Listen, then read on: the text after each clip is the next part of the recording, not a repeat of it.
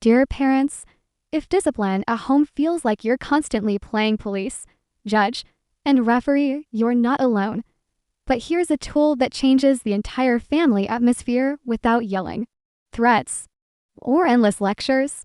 A simple weekly family meeting. This isn't a serious talk, it's not a punishment session. It's a structured way for your child to feel heard and learn real life skills like cooperation, responsibility, and problem solving.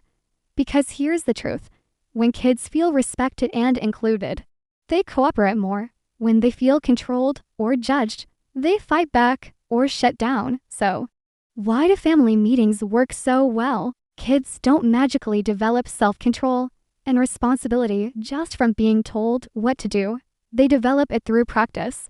A family meeting gives them a safe place to practice listening, taking turns, thinking through solutions, repairing mistakes, and making agreements they actually want to follow. And yes, there's a huge side effect. Power struggles just drop.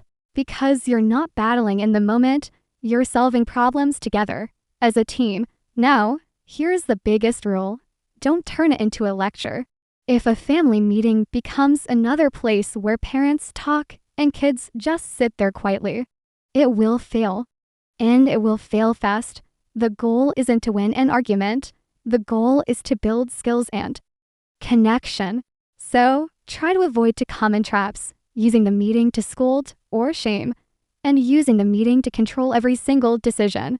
You can absolutely share your perspective, of course, but the key is to keep it collaborative. This brings us to a critical part, what I call the cool down principle. This part is everything. Don't try to solve problems when emotions are hot. When kids are upset, their brains go into fight or flight mode. Logic and reason just aren't accessible. That's why a meeting works so well. It creates a built-in cool down window. If a problem happens in the moment, you can simply say, "That sounds important. Let's add this to the family meeting agenda." That one sentence can calm things down right away, because your child knows the issue won't be ignored, and it won't become a battle right now. So, what do you actually do every week? Here's a simple structure that works in real homes. First, sit in a circle, no phones, no multitasking. Sitting in a circle sends a powerful message. We're all equals in dignity here. Second, start with appreciation. Each person shares one specific thing they appreciate about someone else. Not just, "Thanks because you're my brother." Be specific. "Thanks for helping me find my shoes this morning." Or, "Thanks for playing that game with me yesterday." This one small step alone can transform the mood in your home. Third, review the agenda. Keep a shared notes page or a simple notebook where anyone can add issues during the week. A really key rule, especially at first, is to rate the problem, not the person. So instead of, "Tom is annoying," you'd write, "interrupting during dinner." Fourth, brainstorm solutions. Go around in turns and write every single suggestion down without judging, at least at first. Then, you filter them together using a simple standard. A good solution should be related to the problem, respectful to everyone, reasonable for the child's age, and helpful for the future. Fifth, let the owner of the problem choose the solution. If the issue mainly affects one child, let them choose the solution they feel is most helpful. This is huge for cooperation because it builds ownership instead of resentment. And finally, sixth, decide when you'll try it. Give it a clear start time, tonight, tomorrow morning, for the rest of this week. And what if it doesn't work? No drama. You simply bring it back to the next meeting and adjust. This teaches kids something incredibly powerful. Problems can be solved without blame. But what if your kids suggest punishment? This is totally normal at the beginning because many kids are just copying what they've seen. If they say things like, "Take away their privileges," or "Make them suffer," don't panic.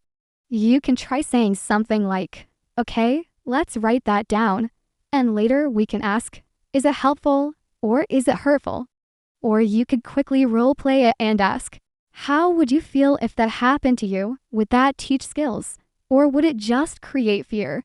Kids learn surprisingly fast when you guide their thinking process instead of just shutting them down. And what about when kids tattle on each other?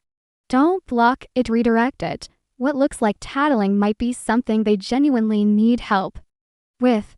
Family meetings work best when kids trust that this is a place for help, not humiliation. So, again, focus on solving the problem, not on personal attacks. So, how often should you do this?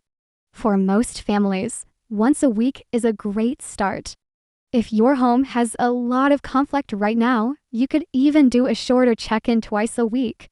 The real secret is consistency. If meetings are too rare, kids stop trusting the process because their problems sit for too long without being addressed. Here's the big takeaway from all of this. You don't need more control. You need a better system.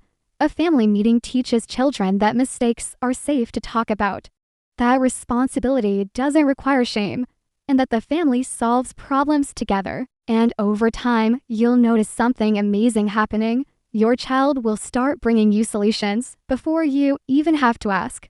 Because when kids feel like they truly belong, they stop fighting to prove it. Thanks for watching.